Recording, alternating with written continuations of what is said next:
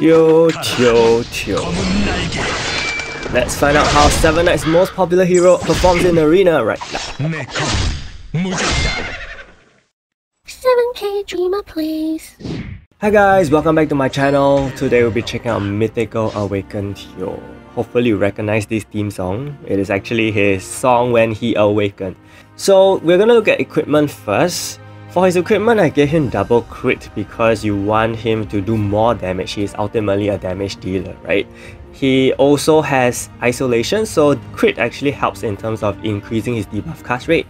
I've given him 1 HP and 1 counter. The reason why I did this split is because he does have 30% innate counter on his passive. This is not reflected in the amount you see above, so please bear in mind that the 30% is actually also gonna be added to whatever you see on that screen. Okay, so it's actually 117% counter in total, which is why you can afford to go with 1 additional HP armor so that he has slightly more bulk and he won't die so easily. For his accessory, I've given him Guardian Ring and Attack Twice and Purification. I think Purification is extremely important, especially for heroes with Immortality, because it helps to remove the buff block easily at turn 4. Okay, so this is good if you don't have Yu, the new pet, which we'll talk about later on as well. For his jewels, I've given him some very questionable choices, but bear in mind this is really for the set effect, which is the old Storm Stem set. Okay, so the most important one here is the crit and lethal rate. Okay, and then you also have the counter rate and the lifesteal. These are the 3 main substats which I primarily focus for him. You can also give him increased awakening gauge. Okay, because some people say that lifesteal is not that important. Ultimately, you know, he still can get hit he still can receive a lot of damage towards the end as well. So even though he lifesteals back a lot, his HP drops really quickly also. So lifesteal doesn't seem to be that good, especially when he's in immortal form. For his fighter soul, I gave him increased attack, increased damage on magic, counter rate, and lethal rate increase. I know that many of you may not have the fighter soul towards the end, so you can always give him status cast rate or increased damage on universal enemies, or you can even give him skill cooldown, you know, so that he can use more skills. This is all optional, okay? And then for his traits, I've given him sleep resist because I think it's pretty important. Yonhi tends to like to hit him and put him to sleep, so that's bad. You won't be able to counter properly in that way. You can also give him blind resist and paralyzed resist. Okay, other status resistances include stun and electrify as well. For his limited traits, I give him increased counter attack damage on offensive and magic enemies. So that's about it. We are gonna head into the first team. The first team is actually going to be this team with Red Grid, and I'm using pet Yu. So Yu is actually remade.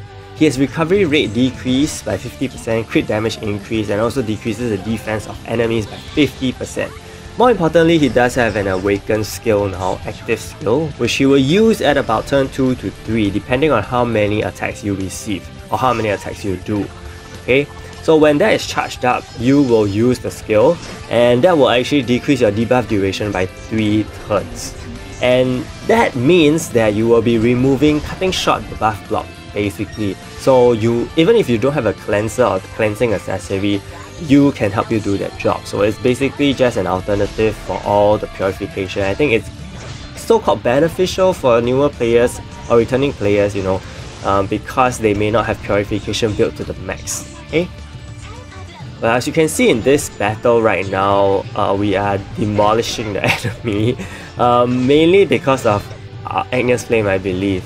Okay, Agnes Flame, you know, ultimately I still feel that for offensive teams, Fi is still the most important unit and even more powerful now, you know, with all the additional polishing. If you can get hold of the stones with the wallet, and you can basically just hope that Fi lands the Agnes Flame early and you are gonna, you know, kill the enemy very quickly. The thing about the Yu Awaken skill is that it uses up an entire turn for you. And some players feel that that is not really good because the enemy gets to attack you twice while you basically did nothing for that turn, which is, you know, valid. But it also, I think there's pros and cons to that. It really depends on the timing used. As you can see previously, just now, Teo used his top skill, that is a damaging skill with the isolation. and he also decreases buff duration by 1 turn with that skill. His basic attack is really where he shines in, I believe, because he has 100% effect attack rate. So that is why with counter, he's almost guaranteed to strike very hard, especially if you're giving him attack twice on basic. Look at that. He hits very hard and he has the potential to immediately kill off and reduce an enemy's HP to 1. So if you couple this with Agnes Flame, you can expect some very devastating damage, to be honest. With 2 immortal heroes on the field, you are very reliant on buff cleanse, on cleansing. Okay, so if you don't have a cleanser like you see in my team, I have you and I have my accessories, so that is one good thing. You know, at least you can rely on those.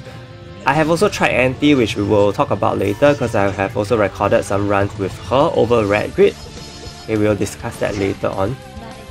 What I do like about having Red Grid on the team is that she really increases your damage output, especially for 5. 60% physical attack increase is definitely not something to look down upon.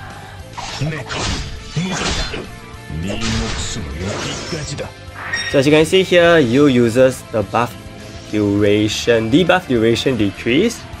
Okay, so at turn 2, which means I'm now left with 2 turns of buff block, because the counter only drops in turn 2. So thankfully my fight does use the Agnes Flame. And coupled with Jack's attacks, I think this team has pretty good synergy all over. We did the live stream yesterday, and it turns out that there's so many offensive teams. Even though there's so many offensive units to use, the number of teams you can actually use Teo with is actually not a lot. Okay, and I feel that it's quite unfortunate that he is not designed to be too strong, but probably good for lower tier arena as well. He's amazing in lower tier arena actually. Reason being because many players in the lower tier do not have full Guardian Rings equipped on their heroes, so when Teo does land his effect attack, he can almost erase an entire team in 1 turn, you know. So that is where I feel that he really shines. But in higher tier arena, when you are meeting enemies that have Guardian Rings, you will mainly appreciate his effect attack through counters rather than the speed attack. Over here I'm using Dello, giving Dello a try because we feel that Dello can also push my damage output to a very good amount. So hopefully later on we'll see some of Teo's damage output. Again, I feel that Teo's damage output is not the best. It's definitely a little lower than what Jack can do, so I guess that's due to the tiering, because ultimately he's still a gold frame. And very unfortunate that Ante does cleanse here. But you can see that Teo immediately just reduces her to 1 HP, so him being on counter is actually extremely good. And do take note that Ante did reduce his counter rate as well by 60%, so he has about 50% left. Yeah.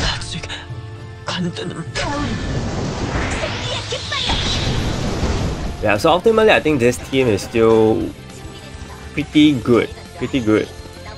As I was saying, we tried with Chip on the team. It didn't really work out that well because I took out Red Grid. I haven't really experimented with Cult. I think Cult could be also pretty good because she's a cleanser as well, and she can also buff physical attack, so that could be an option. You can see that Teo is just 1 by 1, slaying the enemy down. And I think against Rudy, he has so much advantage because his effect attack hits super hard, and he also ignores the block that Rudy potentially has. Rudy has very high block rate. So when you combine these into a hero with such high attack power, Rudy, I think it's kind of balanced, more balanced now, because previously Rudy was really hard to take down, right? But now you have a hero with guaranteed effect attack that hits so hard. I think it's really good against Rudy.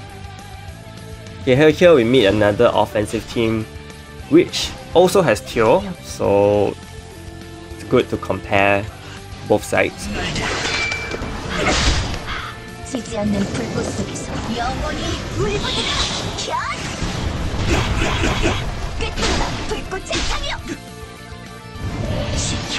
Rudy is still very good because he can reduce 3 turns right off the bat with his stamp set as well as his accessory. So if you guys want to build a Rudy up, oh gosh, look at the display. If you guys want to build a Rudy up, by all means please follow that ambush set and Galida's Might, that will be very good. And you can see that the Dylan's actually hit very hard, and I still think that Dylan's is one of the hardest hitters in the offensive team. Unfortunately, my Teo died, and that's because the buff block was not cleansed. So that's a problem without, you know, and my fight died as well. That's very unfortunate. So that's a problem where you face an enemy Rudy, and the Rudy just removes all your shields very early on. You have not cleansed the buff block, and you just immediately die to any sort of attack that comes in.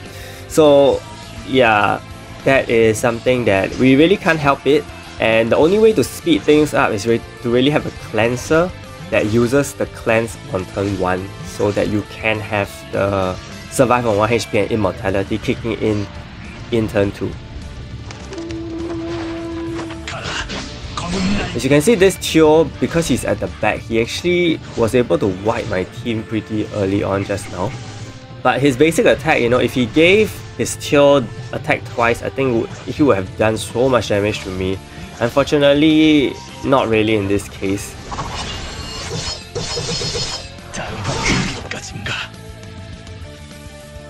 So here we face a magic team with Rin. So as you know, Rin is the natural counter to offensive teams, especially in this case where I have 2 heroes with survive on 1 HP, immortality I mean, and all my heroes can survive on 1 HP, so basically they're not gonna do that anymore. And conveniently, the Yonhee also removed my shield on turn 1, so there goes my Jack. Now if he lands the next AoE, I'm pretty much dead.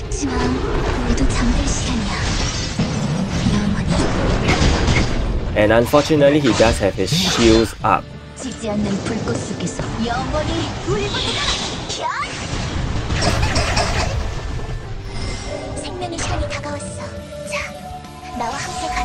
Oh, yeah, we did. Yeah, so as long as you face a magic team with Rin, you know, and they have a very strong DPS that is around you, there's no way. This is one of the fastest matches ever. So here I'm using Ante because I'm sure some of you will be thinking like, you know, Ante is still really good. Ante is very good, but somehow I just find that she doesn't really work here anymore. Especially, the whole damage output of the offensive team just drops without Red Grid, I feel. Right? Even though Ante has a lot of utility, she has skill nullification, she has all that dimensional attack and all that. Ultimately, you have to observe the gameplay. Now, if your Ante doesn't cleanse, there's really no point, honestly, because you are really using her to cleanse the buff block so that your Teo and Phi can survive. Now, if your enemy, you know, like in this case, has a Rudy, gets rid of your shields really early, apply skill nullification over and over again, there's nothing you can do to them, honestly. So that is pretty much a disadvantage of having Ante actually. And furthermore, her fear immunity doesn't stack with Teo. Teo provides complete immunity for as long as he survives, while Ante only provides 12 turns of fear immunity. So that's one part of a passive not being used.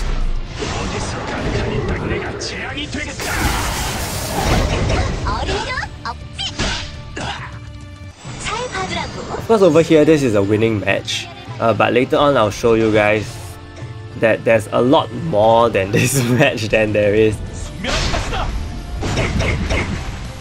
Over here you see that Teo countered really well all the way and was able to snipe down each and every single enemy, particularly Wukong, Abel and Rudy. Here we face a universal team as well. But things didn't go the way I wanted it to, so here he uses the shield, which I believe already removes 3 turns of my Guardian Ray.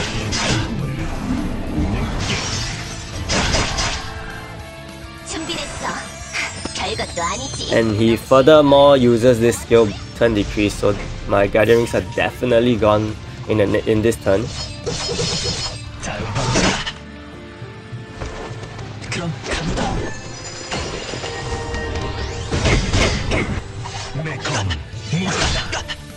So I guess again, it really depends on RNG, because obviously, you know, my skill rotation here isn't very optimal. I'm not using the buff duration reduction, I'm not using Agnes Flame, and all that kind of thing.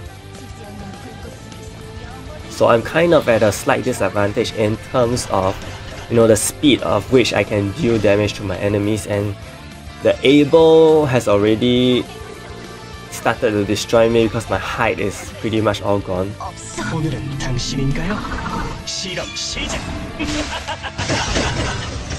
And at this point, Rudy's, you know, buffs has also kicked in. So when Rudy's buffs start to kick in, it's also very difficult for you to take them down because of the 50% block rate and 50% defense. Those are huge buffs. So unless you have Agnes Flame or you have Teo to counter them, it is actually very difficult. And maybe this part is also my fault that I don't have stun resist on my heroes. So yeah, probably, you know, if Teo countered at this point, I could have turned the match around, because they aren't doing too much damage to me as well.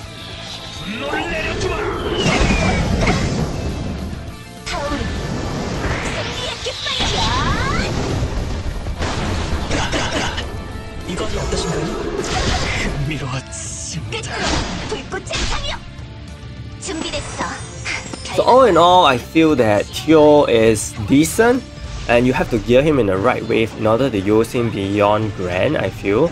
But below Grand, he is very strong and can definitely suit any team.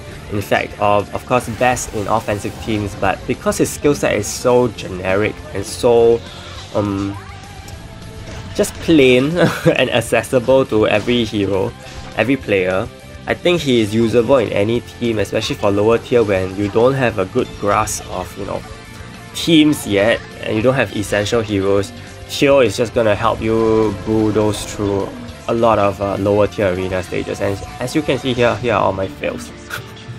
Okay, so I hope this video helped, and if you did find it helpful, do give it a like and subscribe to my channel. Big shout out to my channel members DMD, Phoenix, Yamaki, and HitBQ for the support. Stay tuned for more videos. Thank you so much and see you!